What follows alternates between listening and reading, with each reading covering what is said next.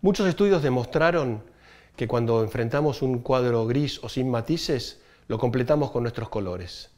En Pensar sin certezas te invitamos a que seas curioso, a que indagues, a que completes con otra mirada.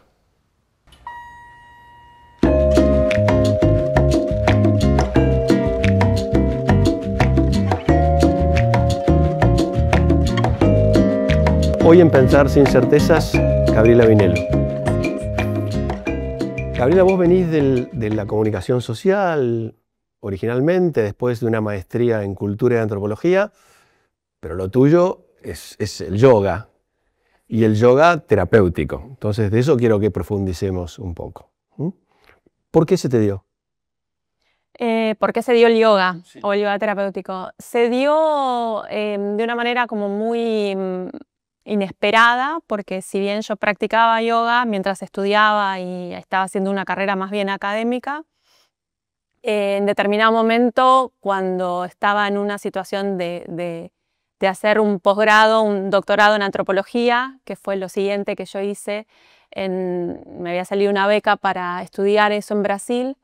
Había invertido 3 años para ganar esa beca. Yo tenía una beca del CONICET acá y me presenté a una beca del gobierno de Brasil para lograr ese cupo, porque yo no venía de la antropología y bueno, fueron años de mucha intensidad de estudio y de investigación y de cartas y de presentación de proyectos, de estudiar portugués, que yo no sabía, y cuando logro instalarme en Río, que era ahí, en Río de Janeiro, donde se hacía en el Museo Nacional, que dependía de la Universidad Federal de Río de Janeiro, empecé a sentir, o sea, no empecé a sentir, sentí que tenía como una frase que me venía todo el tiempo y es, me cansé de la teoría. Y obviamente que lo primero que hice con eso fue como correrlo, porque obviamente era imposible de... Era disruptivo. Totalmente, o sea, totalmente disruptivo en todo sentido, no lo podía sostener. Pero bueno, no hubo forma de contenerlo, o sea, a partir de ahí empezó a venir eso cada vez más. Y era lo único que tenía claro, que yo no quería más teoría, pero no sabía qué quería, ¿no? O sea, lo que tenía claro era eso. Y bueno, después de varias cosas que pasaron, obviamente que aceleraron ese proceso, logré completar las materias que estaba haciendo y volví a Argentina. O sea, solo completé las materias del doctorado, por supuesto no me quedé para hacer ninguna investigación. Volví a Argentina con la idea de tomar un trabajo que dure 8 horas. Yo decía, un trabajo de 8 horas de lunes a viernes para ser una persona normal, que los fines de semana no estudia, no está escribiendo en la computadora, sino simplemente hace vida recreativa los fines de semana y descansa. Y después el trabajo que sea solo esas 8 horas y después no me sigo ocupando de eso. Bueno, esa era como lo que tenía en mi cabeza hasta descubrir qué quería hacer. Claro. Y bueno, un poco empecé, en definitiva cuando volví empecé a tener diferentes trabajos que en un punto estaban vinculados de alguna forma u otra con lo administrativo. O sea, ayudé a generar un nuevo doctorado desde la parte administrativa. O sea, eran los contactos que yo tenía, mi historia previa. Pero al poco tiempo, bueno, surgió la posibilidad de un encuentro con un profesor que no era de acá y que no sabía bien si hacía yoga o qué hacía. Y bueno, y a partir de ahí fue como una experiencia como muy fuerte para mí, porque empecé a partir de esas prácticas de yoga, de meditación, se abrió un campo que, si bien yo había practicado yoga hasta ese momento, no lo había experimentado así. Y bueno, y a partir de ahí fue como nunca más nunca más dejé de practicar, pero además cada vez se hacía más claro que ese era mi camino. Y cada vez más hacia el yoga terapéutico. Claro, lo terapéutico te diría que podríamos decir que vino después de un par de años en términos de formación, pero... Ok, pero una intuición ahí. Sí, estuvo desde siempre, o sea, siempre desde chica tuve como cierta facilidad para conectarme y comprender un poco al otro, al otro que sufría, digamos, y eso me permitía, desde muy chica, acercarme, me acercaba y me generaba empatía y me generaba ganas de ayudar. De ayudar. Quiero marcarlo porque me parece que hay mucha moda de yoga, mucho énfasis a veces en la perfección de la postura. Yo sé que a ustedes en tu escuela, en Yoga Proyecto Madre, la postura no es lo más importante, la perfección de la postura quiero decir, sino la armonía, diría de alguna manera. Y lo terapéutico, que ahora después quiero que profundicemos un poquito en lo ayurvédico, pero para diferenciarlo si se permite decir, del yoga como gimnasia, ¿no? Porque está muy, para mí, viste que esas cosas que a veces se difunden demasiado, no sé si lo ves. Sí, por supuesto que lo veo y es así. A ver, el yoga en Occidente, ¿sí? Se desarrolló mucho en términos de una de las tantas herramientas que tiene el yoga para desarrollarse, que es la herramienta del asana o de la postura. Que está muy bien, pero es como si yo te dijera, es una herramienta de las tantas que hay. Yoga en sí es una definición de un estado de la mente. Y de lo único que se ocupa el yoga es comprender la mente humana, describirla, comprenderla y a partir de eso entender por qué sufrimos y cómo trascender el sufrimiento. Esto seas de la escuela que seas, de la tradición que seas, del país que seas, de la moda que seas, si haces yoga, estás o deberías de alguna forma trabajar con la mente. Tú propiamente, por supuesto, primero y después la mente del otro si sos profesor.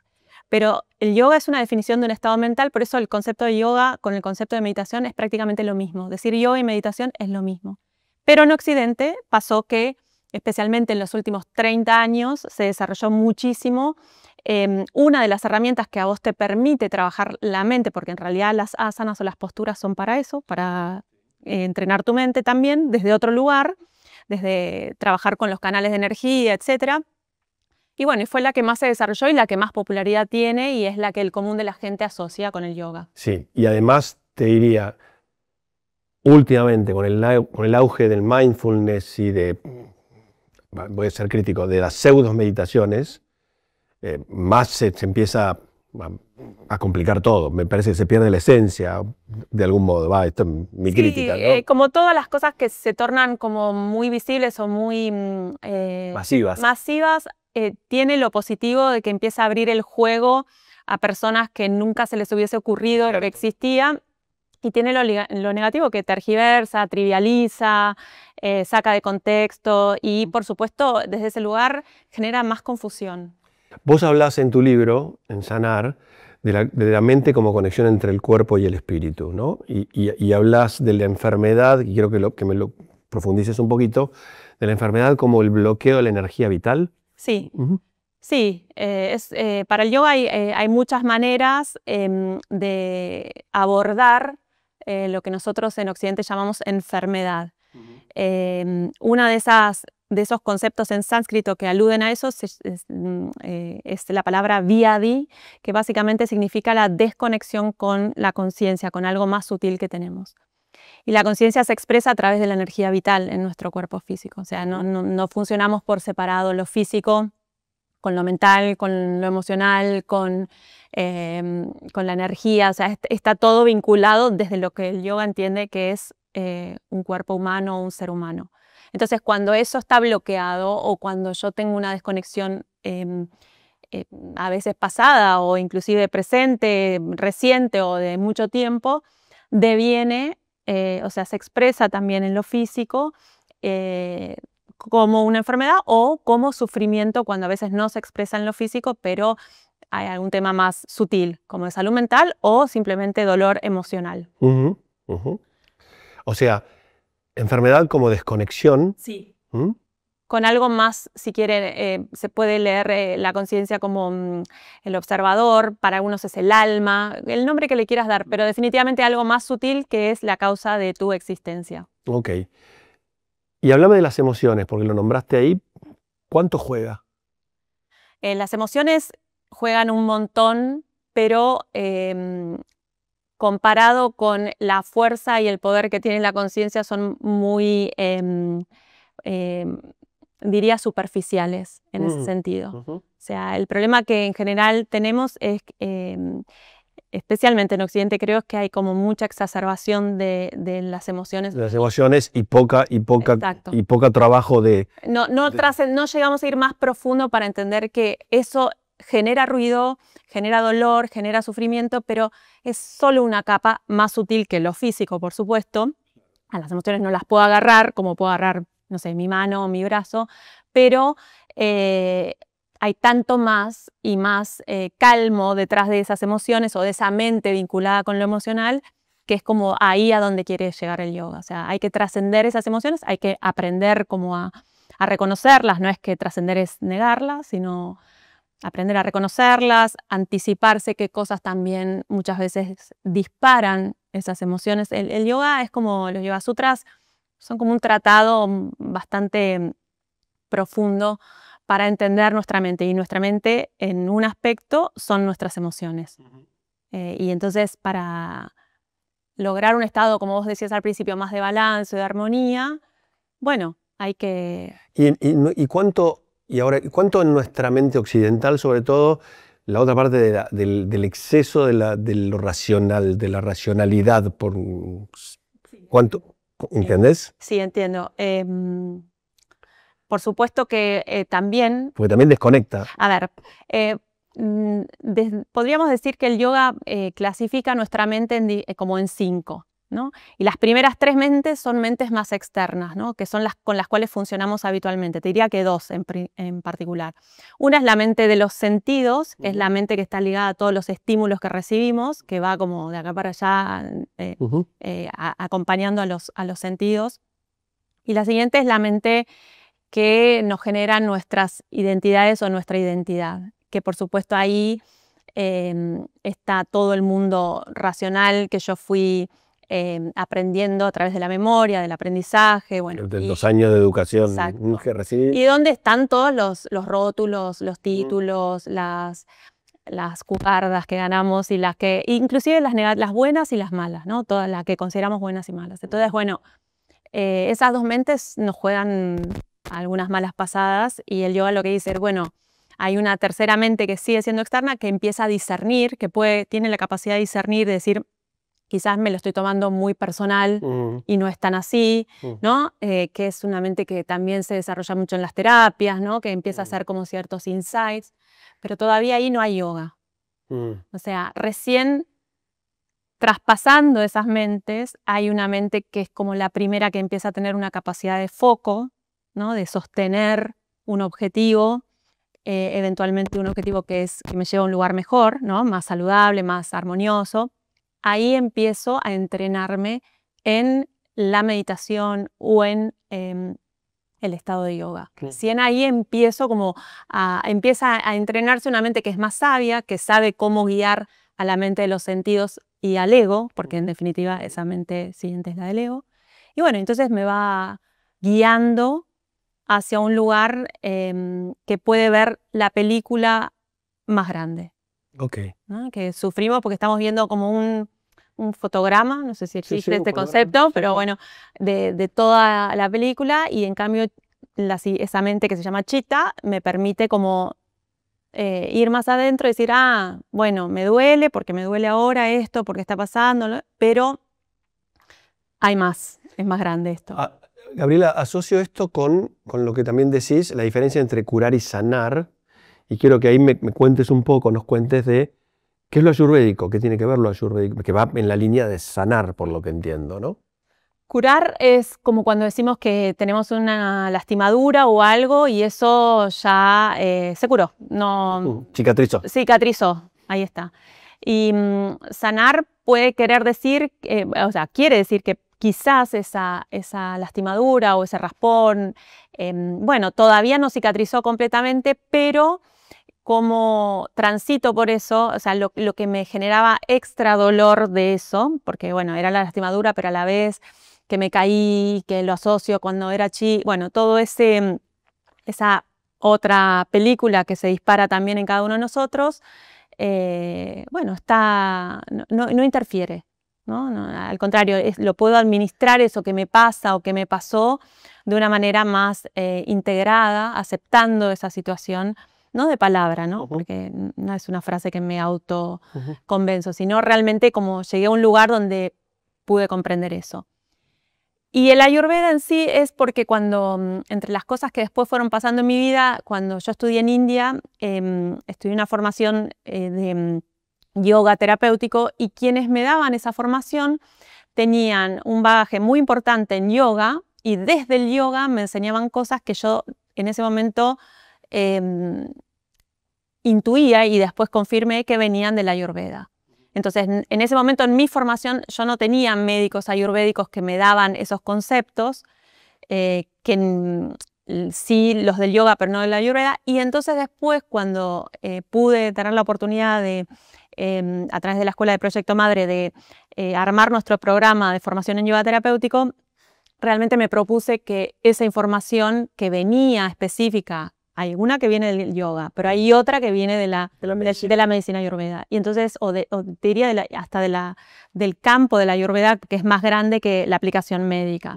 Y entonces, bueno, ahí me empecé a vincular con el ayurveda y proveerla desde la ayurveda. Y esos pilares son la alimentación, el descanso, el ayurveda, la desintoxicación. Sí, el ayurveda propone, básicamente dice que como el yoga, que depende de cada persona, o sea, qué propuesta hay para sanar en cada persona, es eso, en cada persona. Pero en las herramientas que utiliza, o sea, no es un protocolo que vos serializás. Claro. Como nosotros tampoco aplicamos yoga así.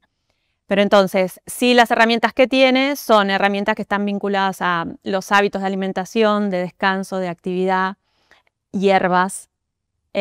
Por supuesto también, ahí sí toma prestado del yoga, por eso en general está bueno como siempre trabajar en conjunto, porque un médico ayurvédico, o sea, sabe mucho de su campo, pero no es especialista en yoga, y lo mismo. Por ahí un profesor de yoga que practica ayurveda y todo no puede. Exacto. Entonces no sabe recetar al final el tema. Exacto. Y esa integración realmente genera una sinergia muy positiva, porque dentro de las herramientas que usa la ayurveda también está la meditación, las posturas de yoga, el pranayama o las respiraciones. Esa medicina está enmarcada, o sea, a nivel más tradicional, ¿no? Después existe las versiones de eso, pero el ayurveda está enmarcado en una filosofía, ¿no? Es como el yoga, o sea, de dónde viene, cómo mira el mundo. Yo digo que son hermanas. Yoga Proyecto Madre, entiendo que una de las cosas que se preocupa es por formar más profesores, profesoras, ¿no? Así es. Hay una vocación docente, entonces, educadora, en vos y en Cecilia, tu socia, de alguna manera, ¿no? Porque es extender estos conocimientos, no quedárselos, esto me parece generoso en ese sentido, no quedárselo para ustedes, sino extenderlo, ¿no? Sí. Bueno, más allá si es generoso o no, que se puede ver así, en realidad es como, yo no tenía otra opción, porque para mí la docencia es como, es la base. Es la base que me formó desde chica. Claro. Mi madre es maestra y ese amor me lo transmitió, y creo que también yo de alguna forma, bueno, siempre resoné con eso. Yo estudié comunicación, pero la orientación que hice fue en educación. Siempre estuve ligada a la investigación y a la docencia, y como que no hay, o sea, es lo que mantiene la llama encendida, más allá de atender y un montón de otras cosas que hago desde el yoga y que hacemos en la escuela. Para nosotras es fundamental. A ver, también es cierto que en el yoga una de las cosas que te mantiene en tu práctica, ¿no? en tu propia transformación, es el vínculo con tu maestro. Entonces eso no es posible de correr de foco. Entonces, para para eso, cada una de nosotras que enseñamos, también tenemos nuestra maestra. Y ese vínculo es esencial en el proceso, porque independientemente de que vos digas, bueno, por ahí cumpliste un siglo con esta maestra. Y tenés otro. Y otro, en sí, el vínculo con un maestro de carne y hueso es parte esencial del proceso del yoga. Algo que en general en Occidente es como, bueno, voy a un gimnasio, voy con esto, con esto. Claro, sí, el trainer me dura lo que sea. Para nosotros eso es esencial y por eso cultivamos eso en la escuela, transmitimos eso, todas las profes tienen profesoras a cargo y vamos por ahí. Sí, y tienen, y lo que lo dijiste al pasar antes, tienen prácticas no generalizadas, prácticas individuales para cada uno. ¿Quién es tu maestra? ¿Está en la India? Mi maestra está en la India, sí. Mi maestra está en la India y la conocí cuando me formé allá. ¿Te alcanza con un viaje anual? Bueno, ahora en esta instancia sí, en ese momento fueron etapas y procesos. O sea, ella es mi maestra de yoga. He tenido otras maestras de otras cosas de vida, si querés, que fueron más cercanas, pero en este momento es ella. Y sí, alcanza. Cuando pasás a conectarte con tu práctica de una manera más, con más tiempo de experiencia en eso, está ahí presente. Y pensá que realmente el vínculo no está para generar dependencia. Entonces, quizás te diría que era más dependiente al principio de su presencia que ahora que la siento cercana. Claro, el vínculo, ahora el vínculo es un vínculo de mentoría, es un vínculo de amistad probablemente. Sí, a ver, es como, sí, todo eso, pero es muy gracioso porque sí, somos colegas, somos amigas, nos manejamos con un nivel de confianza que por supuesto no teníamos al principio. Inclusive muchas veces le pregunto y me dice, te la haces vos la práctica, ¿no? Pero en determinados momentos ella es mi maestra y yo soy su alumna y es perfecto, clarísimo eso. Abrir una escuela tiene desafíos, un montón de desafíos, en Argentina ni hablar, y encima van a abrir en Málaga. Bueno, en realidad sí, en España ya está abierta la escuela. Ya está abierta, sí, ya está abierta desde febrero, pero bueno, está abierta desde febrero formalmente, pero digamos que sí, está creciendo ahora comparado con acá que venimos hace ya muchos años, sí. Bueno, también en realidad España no era algo que, a ver, surgió muy orgánicamente. Mi primer libro fue en el 2017, que ese libro nació como eran los apuntes que yo solía darle a mis alumnos que estudiaban el profesorado y en un momento a raíz de varios consejos y que yo dije, bueno, esto lo vengo dando hace un montón de años, terminó siendo un libro, siempre escribí y me gustaba escribir, bueno, terminó siendo ese libro yoga personalizado. Eso fue en el 2017 o 16 y al poco tiempo empecé a recibir mails, así pequeños, pero mails de alumnos, no eran alumnos en ese momento, pero sí de que les había llegado el libro a España y bueno, y a partir de ahí, de esa época hasta ahora se fueron como funcionando muy boca a boca y hasta que este año decidimos hacer esto desde la escuela. No hay certezas, pero ambiciones, próximos pasos, o por ahí no es palabra ambición, aspiración. Sí. Sueños. Sí, sueños. Soy una persona que sí, sueña fuerte desde siempre, pero te diría que en esta etapa estoy empezando no sé si vale, ¿no? Pero mi principal sueño es como dejarme llevar. Que surja. Sí, o sea, quizás es porque hubo tanto trabajo hasta ahora, tanto de enfocarme y tener claro que era por ahí, sortear obstáculos y cosas, que no es que estoy cansada ni nada, es como más una sensación de que, bueno, ahora están floreciendo algunas cosas que fueron sembradas y solamente queda como confiar, obviamente seguir mirando que eso crezca lindo. Sí, pero corrijo, entonces es que fluya, no que surja. Sí, que fluya y más que nada confiar en la guía, ¿no? Porque en la guía que uno va recibiendo y la gente que se va presentando en el camino.